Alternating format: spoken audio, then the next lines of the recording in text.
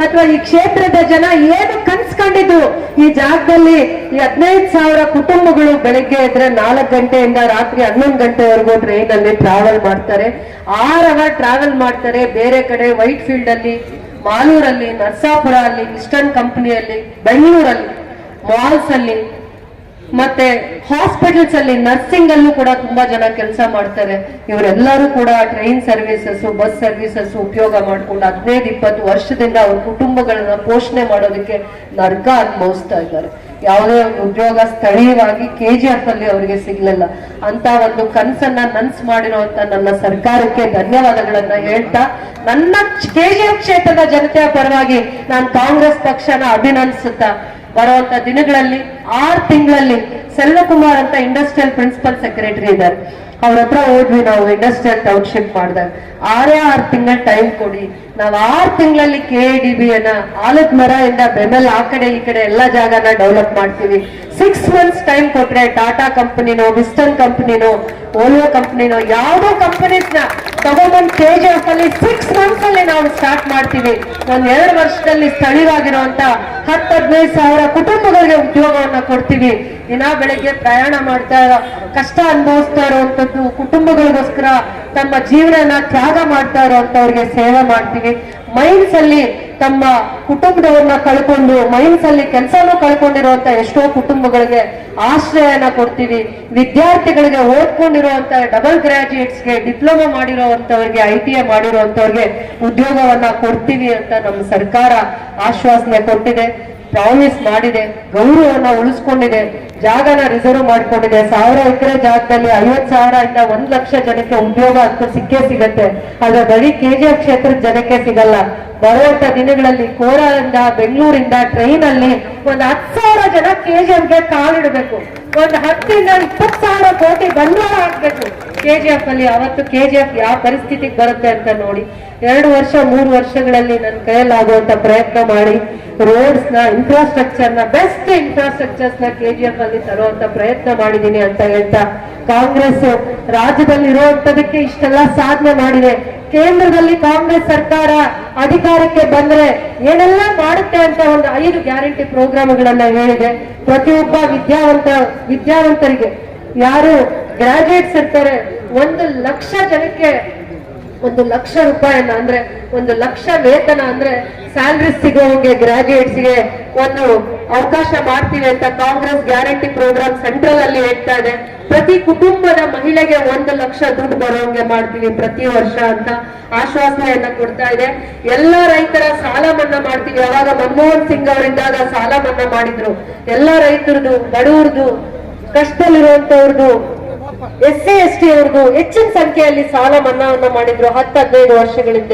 ನಾನು ನಿಮ್ಮನೆ ಹೆಣ್ಮಗು ಆಗಿ, ನಿಮ್ ಜೊತೆಯಲ್ಲಿ ಹುಟ್ಟಿರೋ ತಂಗಿಯಾಗಿ, ಮಗಳಾಗಿ ನಾನು ಬೇಡ್ಕೊಳ್ತಾ ಇದ್ದೀನಿ, ಖಂಡಿತ ಕಾಂಗ್ರೆಸ್ ಪಕ್ಷನ ನನಗಿಂತ ಅಧಿಕೃತವಾಗಿರುವಂತ ಮತಗಳನ್ನು ಆಶೀರ್ವಾದದ ಮುಖಾಂತರ ಕೊಟ್ಟು ಕಾಂಗ್ರೆಸ್ ಅಭ್ಯರ್ಥಿ ಆಗಿರುವಂತ ಗೌತಮ್ ನನ್ನ ಸೋದರನ್ನ ನೀವು ಗೆಲ್ಲಿಸ್ಬೇಕು ಅಂತ ನಾನು ವಿನಂತಿಯಾಗಿ ಇವತ್ತು ಪ್ರೀತಿಯಿಂದ, ಭಕ್ತಿಯಿಂದ, ಶ್ರದ್ಧೆಯಿಂದ ಕಾಂಗ್ರೆಸ್ ಪಕ್ಷದ ಸಭೆಯನ್ನ ಯಶಸ್ವಿಯಾಗಿ ಮಾಡಿರುವಂತ ನಿಮ್ಮೆಲ್ಲರಿಗೂ ಕೂಡ ನನ್ನ ಕೋಟಿ ನಮನಗಳನ್ನು ಹೇಳ್ತಾ, ಥ್ಯಾಂಕ್ ಯು. ಎಲ್ಲರಿಗೂ ಕೂಡ ನನ್ನ ಹೃದಯಪೂರ್ವಕವಾಗಿರುವಂತಹ ಧನ್ಯವಾದಗಳು ಅಂತ ಹೇಳ್ತಾ, 2 ಗಂಟೆಗಳ ಕಾಲ 2 ಗಂಟೆಯಿಂದ 5 ಗಂಟೆವರೆಗೂ ಕೂಡ ಭಕ್ತಿಯಿಂದ, ಶ್ರದ್ಧೆಯಿಂದ, ಪ್ರೀತಿಯಿಂದ, ಅಭಿಮಾನದಿಂದ ಕಾಯ್ತಾ ಇರೋ ಎಲ್ಲ ಕಾರ್ಯಕರ್ತರಿಗೂ, ಮುಖಂಡರಿಗೂ, ಪದಾಧಿಕಾರಿಗಳಿಗೂ ಕೂಡ ಹೃದಯಪೂರ್ವಕವಾಗಿರೋ ಧನ್ಯವಾದಗಳನ್ನ ಹೇಳ್ತಾ, ಅಭ್ಯರ್ಥಿಯವರ ಒಂದು ಕಾಂಗ್ರೆಸ್ ಪಕ್ಷದ ಅಭ್ಯರ್ಥಿಯವರು ಈಗ ಅವರು ನಿಮ್ಮ ಮುಂದೆ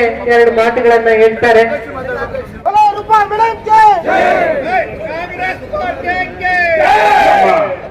ಈ ಒಂದು ಅದ್ಭುತವಾದಂತಹ ಸಮಾರಂಭದ ಅಧ್ಯಕ್ಷತೆ ವಹಿಸುವಂತಹ ನಮ್ಮೆಲ್ಲರ ಭರವಸೆಯ ನಾಯಕಿ ಶ್ರೀಮತಿ ರೂಪಾ ಶಶಿಧರ್ ಅವರೇ, ಮತ್ತೆ ನಮ್ಮ ಭವಿಷ್ಯದ ನಾಯಕ, ನಮ್ಮ ಅಭ್ಯರ್ಥಿ, ಲೋಕಸಭಾ ಕ್ಷೇತ್ರದ ಅಭ್ಯರ್ಥಿಯಾದಂತಹ ಶ್ರೀ KV ಗೌತಮ್ ರವರೇ, ಹಾಗೂ ನಮ್ಮ ಬ್ಲಾಕ್ ಕಾಂಗ್ರೆಸ್ ನ ಅಧ್ಯಕ್ಷಗಳಾದಂತಹ ಮದಲಿ ಮುತ್ತೂರವರೇ ಮತ್ತು ರಾಧಾಕೃಷ್ಣ ರೆಡ್ಡಿ ಅವರೇ, ಮತ್ತು ವೇದಿಕೆಯ ಮೇಲೆ ಆಸೀನರಾಗಿರ್ತಕ್ಕಂತಹ ಎಲ್ಲ ನಮ್ಮ KGF ಕಾಂಗ್ರೆಸ್ ನ ಎಲ್ಲ ದಿಗ್ಗಜ ಮುಖಂಡರೇ, ದಯವಿಟ್ಟು ಕ್ಷಮಿಸಬೇಕು, ಎಲ್ಲರ ಹೆಸರು ಹೇಳಕ್ಕೆ ಕಷ್ಟ ಆಗ್ತದೆ, ಸಮಯಾವಕಾಶ ಬರ್ತಾ ಇದೆ. ಹಾಗೂ ವೇದಿಕೆ ಮುಂಭಾಗದಲ್ಲಿ ಆಸೀನರಾಗಿರ್ತಕ್ಕಂತಹ ಎಲ್ಲ ಸಹೋದರ ಸಹೋದರಿಯರೇ, ಯಾಕೆ ಅಂತಂದ್ರೆ ಮೇಡಮ್ ಅವರು ಎಷ್ಟು ಚೆನ್ನಾಗಿ ಈ ಕ್ಷೇತ್ರವನ್ನ ಇಟ್ಕೊಂಡಿದ್ದಾರೆ ಅಂತಂದ್ರೆ ಏನು ಪ್ರತಿಫಲ ಅಪೇಕ್ಷೆ ಇಲ್ಲದೆ ಇಷ್ಟೊಂದು ಜನ ನೀವು ನಮ್ಮ ಕೆ.ವಿ. ಗೌತಮ್ರವನ್ನ ಆಶೀರ್ವಾದ ಮಾಡೋದಕ್ಕೆ ಈ ದೊಡ್ಡ ಜನಸಂಖ್ಯೆಯಲ್ಲಿ ಬಂದಿದ್ದಾರಲ್ಲ, ಇದೇ ನೋಡಿ ನನಗೆ ಭಾರಿ ಖುಷಿ ಆಗ್ತದೆ.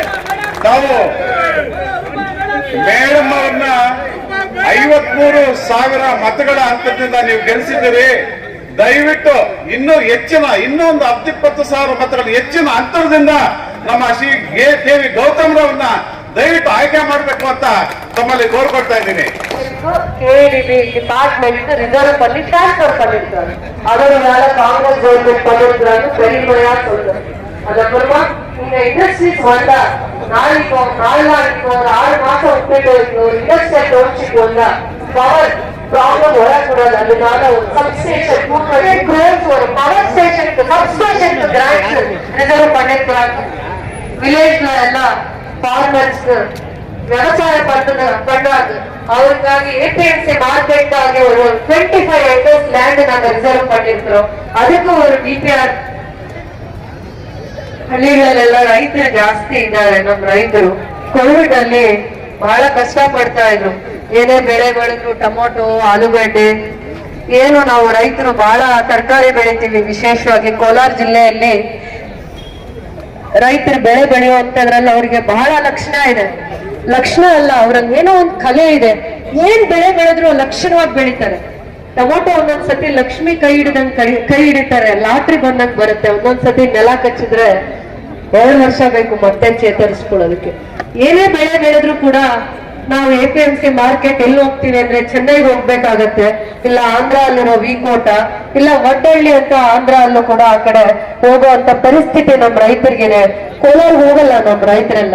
ನಮ್ ಇಡೀ ಕೋಲಾರ ಜಿಲ್ಲೆ ಇವತ್ತು ವೇದಿಕೆಯಲ್ಲಿ ಕೂತಿರುವಂತ ಎಷ್ಟೊಂದು ಜನ ಮಾರ್ಗದರ್ಶಕರು ನನ್ನ ಜೊತೆ ಈ ಕೆಲಸನ ಯಶಸ್ವಿಯಾಗಿ ಮಾಡ್ಲಿಕ್ಕೆ ಅವ್ರು ಕಾರಣಕರ್ತರಿದ್ದಾರೆ.